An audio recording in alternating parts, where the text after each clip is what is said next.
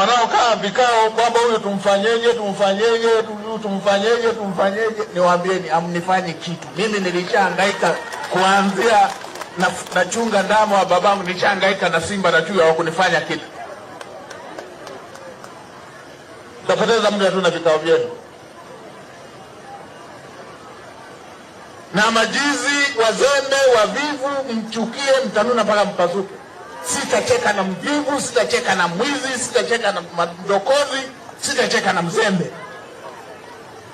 Na katiba imetoa mamlaka hayo ya udhibiti, ya usimamizi wa shughuli za serikali na usimamizi wa maelekezo ya Mheshimiwa Rais. Wasome katiba wajua. Naam, kuna hali ya sintofahamu katika serikali baada ya Waziri Mkuu Mwigulu Nchemba kutangaza rasmi kujiuzulu katika wadhifa wake, akidai kuwepo kwa njama zinazopangwa dhidi yake ndani ya uongozi wa serikali. Na Waziri Mkuu amesema kuwa uamuzi wake umeweza kuchangiwa na mazingira siasa ambayo yamekuwa magumu, akidai baadhi ya mawaziri wadogo wake hawakuwa tayari kuendana na msimamo wake mkali wa uwajibikaji serikali. Kama ulivyomsikiza tangia mwanzoni mwa hii video, aliweza kuzungumza kuwa msimamo wake ni mmoja, hataki uzembe kazini, na wadogo wake baadhi ya mawaziri wamesema kuwa msimamo wake ni mkali. Mawaziri wadogo wamesema kuwa hawako tayari kuendana na msimamo wake mkali wa uwajibikaji serikalini. Na Waziri Mkuu Mwigulu Nchemba ameendelea kueleza kuwa amekuwa akijitahidi kuhakikisha nidhamu na uwajibikaji katika wizara mbalimbali, jambo ambalo limewafanya viongozi wa ngazi ya chini kutoridhishwa na uongozi wake. Lakini tungependa kusikia kutoka kwako, tueleze maoni yako kuhusiana na kazi ya Waziri Mkuu Mwigulu Nchemba. Je, unahisi kwamba amekuwa na msimamo mkali ama tu ni kazi yake kuambia wadogo wake waache uzembe kazini? Tuandike tu maoni yako hapo chini, tungependa kusikia kutoka kwako.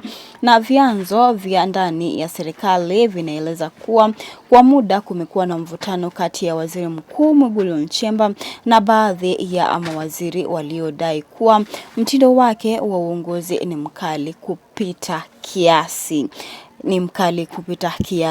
Na ni baadhi tu ya maoni kutoka kwa waziri wadogo ambao wameweza kusema kuwa Waziri Mkuu awape waziri wadogo muda wa kufanya kazi ambayo waliweza kuchaguliwa, na basi asiweze kuwaita wazembe. Wananchi na baadhi ya wanasiasa mbalimbali wameanza kutoa maoni yao, huku wengine wakisifu msimamo wake wa kupambana na uzembe serikalini, wakisema tu ni njia moja ya kuwafanya viongozi walio serikalini waweze kuwajibika kwa undani zaidi.